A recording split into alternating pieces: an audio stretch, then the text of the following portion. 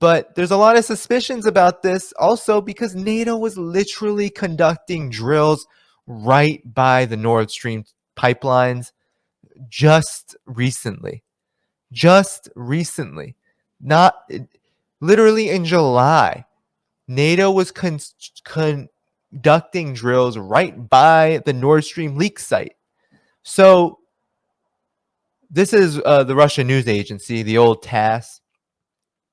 NATO member countries conducted drills. Let me zoom in. NATO member countries conducted drills in July using deep sea equipment near the Nord Stream's leak site. Russian Foreign Ministry spokesperson Maria Zakharova said on a briefing on Thursday. In July, there are NATO drills with the use of deep sea equipment in the area of the island of Bornholm. Zakharova also stressed the region was crammed with NATO infrastructure. On Tuesday, of course, we had the Nord Stream AG company reported three threads of Nord Stream 1 and 2 offshore gas pipelines had suffered unprecedented damage on Monday. And then you have the spokesperson, Dmitry Peskov of Moscow, saying that he was deeply concerned about the news and did not rule out that the pipeline's operation could have been disrupted by an act of sabotage. And Swedish seismologists later reported that the two explosions had been recorded along the Nord Stream pipelines on Monday. So basically, that's the report. There were drills there. I mean, of course, we can't say whether those drills were to commit something like this, but this is U.S. military hardware, U.S. military personnel, and European, of course, NATO and other NATO countries all conducting drills near this site not a couple months ago. So you have a lot of suspicious activity here, which would make me think maybe we should question those who are saying it's Russia. I mean, just a thought. So, you have, the warnings, the irreparable damage, and then you have the timing of all of this. All right. There's some really important points about the timing of all of this that we have to get into. One, we have to look at this first as being of no benefit to Russia. The whole Russia did it narrative makes absolutely no sense unless you believe that Russia behaves like the United States and has the luxury, no matter what you think of the Russian government, has the luxury to behave like the United States, has the luxury to behave like NATO. Russia does not have the luxury to act like the world is under its dominion, because that's not the facts on the ground. The facts on the ground say that Russia is encircled by NATO, that Russia is constantly under pressure from the U.S.-NATO alliance, that there is pressure to destroy Russia. Biden, Lloyd Austin, they all say it. So the whole Russia did it narrative absolutely already, just on that basis alone, doesn't make much sense. But then when you think about this, this was a Russia, Germany, of course there were other countries, Sweden, pipeline. But Russia and Germany, the two biggest players, because of the two biggest economies, they contributed the most to the construction of this pipeline. It was a huge deal for both of these countries in terms of their continued industrial growth and their ability to maintain sovereignty, especially for Russia. So Russia's government is saying, and here's RT, that the Nord Stream explosion is a big problem for Russia. So if it's a big problem for Russia, why would they want to cause problems for themselves? It will bring nothing but ruin for both Russia and the EU, said Dmitry Peskov, the spokesperson for Russia's government. They denounced allegations as stupid and absurd of being behind the suspected explosions of Nord Stream natural gas pipelines earlier this week, stating that the incident actually creates many issues for Russia. Dmitry Peskov, the spokesperson for Russia's government, said it's a big problem for Russia as it had essentially lost its gas supplies routes to Europe. So this is a big part of Russia's economy. As I said before, 40% of all of the Europe's natural gas was coming from Russia, and that doesn't even include other forms of energy. But because Russia also exports oil, but gas is a huge part of this, and now its supply routes are gone. So they were pumped full of gas and prepared to deliver to Europe at the time of the alleged explosion, Peskov said, saying that this gas is very expensive, and now it is all going up in the air. So it's wasted money. So this idea that Russia did it again, it's like, okay, we must think Russia, we must have a really racist, jingoistic opinion of Russia to not understand that a country is not going to sabotage itself like this amid a proxy war with very formidable foes. Okay? So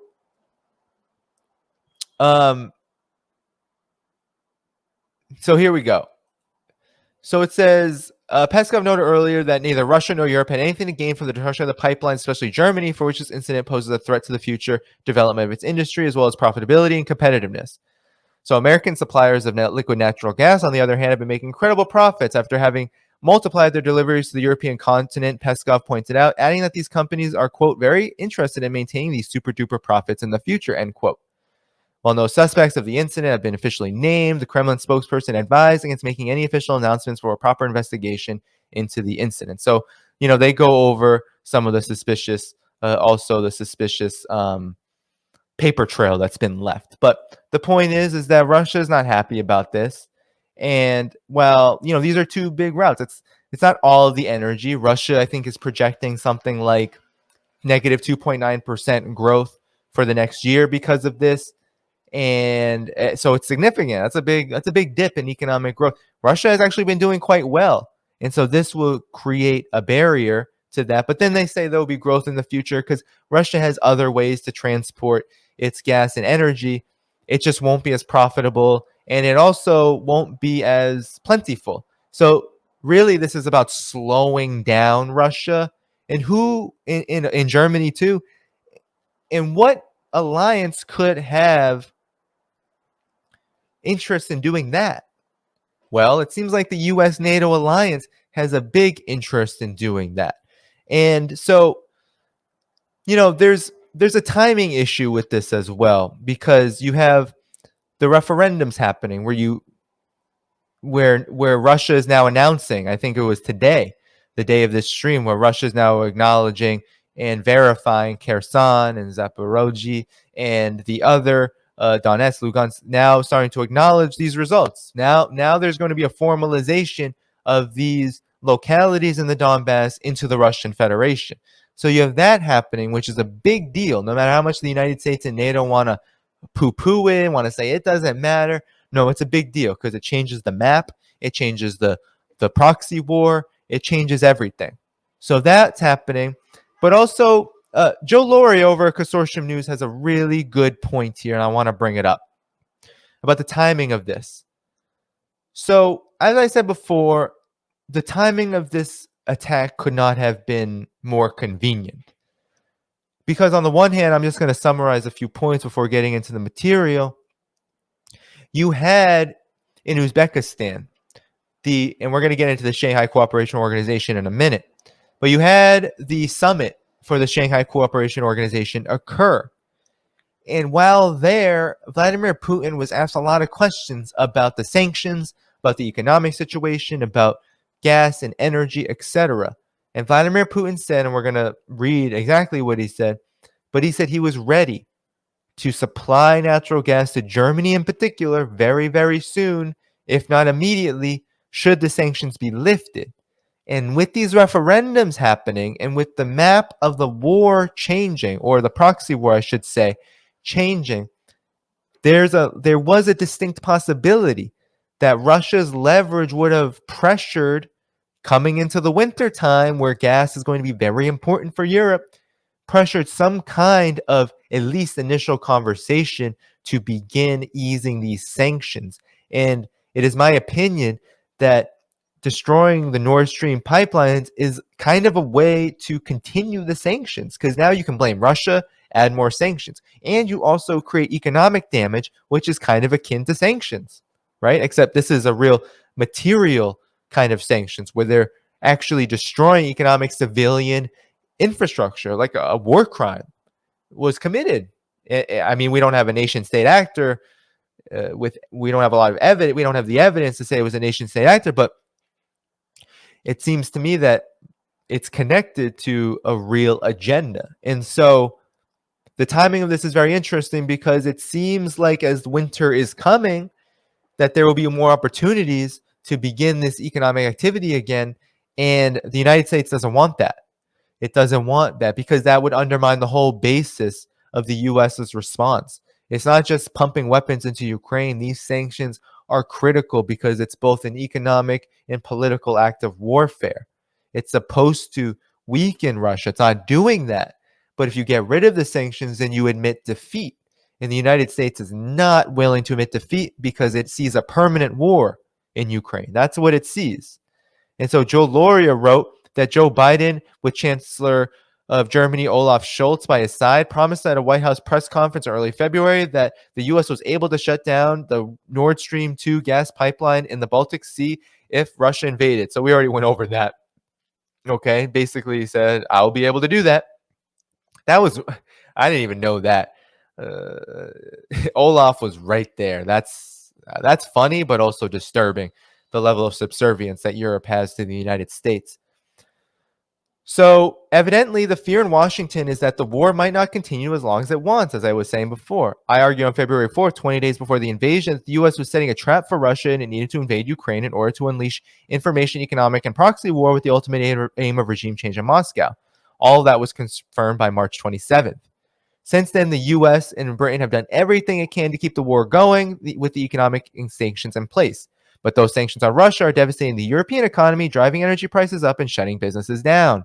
Ordinary Europeans are facing a winter which they may not be able to afford heat in their homes. This has led to growing popular unrest and pressure on European governments to end the war, which we covered here.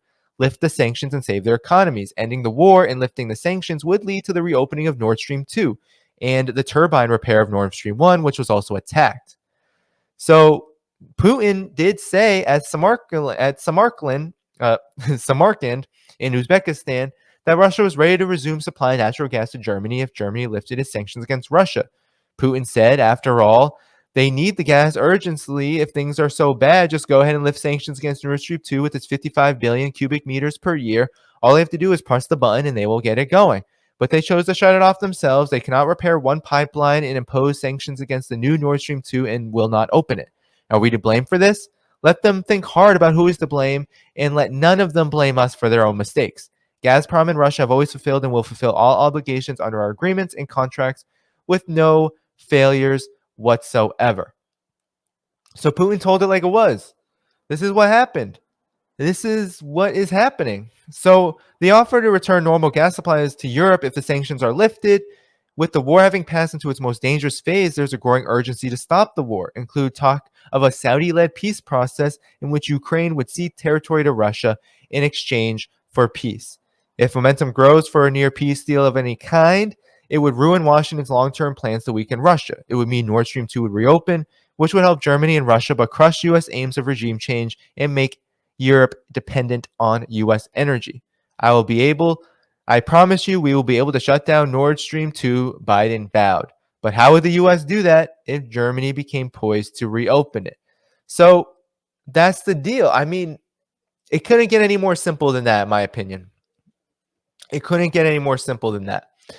Like, this is a huge deal, right? This is basically an act of sabotage meant to continue what is quickly becoming a possible nuclear war. This is not a joke. This is not some kind of just tit for tat. The United States is really moving in a suicidal direction, and it is collapsing Europe in the process. Europe is really just a pawn for the United States, just like Ukraine is.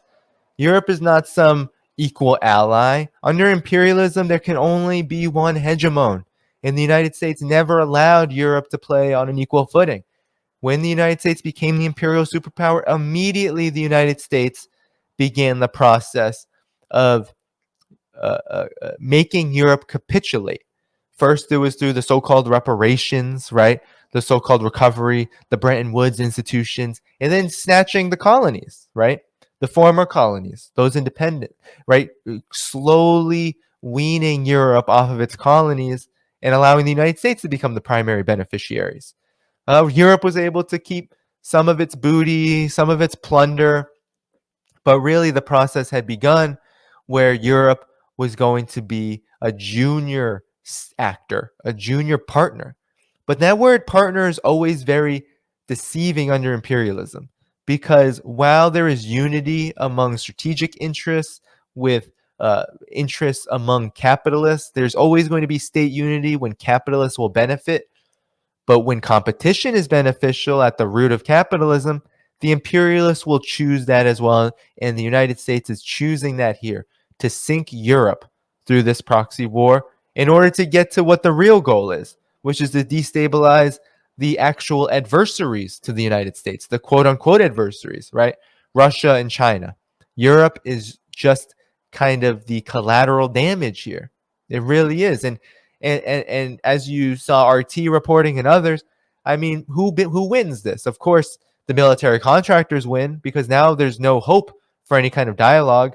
Europe is now bowing down once again and saying, Russia did it, Russia did it. There will likely be more sanctions before there is any kind of relief, despite the fact that winter is coming.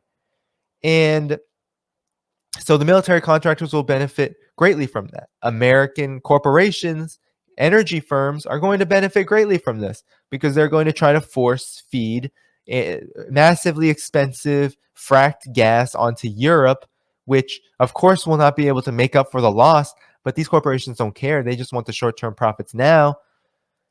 So they're going to try to get what they think is theirs. And so there's that. And then, of course, there's the hope, right, that Russia's economy will actually be damaged by this. As Joe Lorio was saying in that article, there is a hope that this will actually damage Russia's economy as well, because the sanctions alone aren't doing it. Russia's currency is high performing. Russia's economic growth is still steady. But now Russia's economic growth going to the negative. It won't go as negative as Germany is about to go.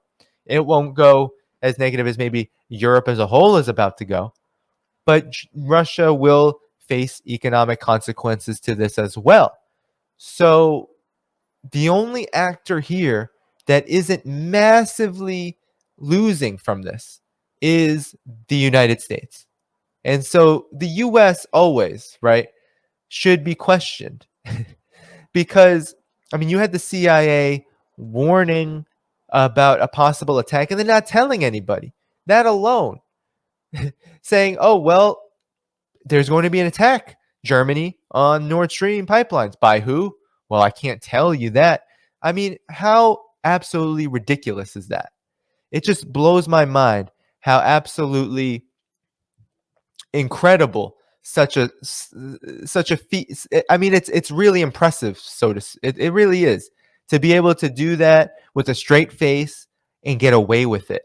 That is what U.S. military and economic and imperial power really looks like. It's that impunity.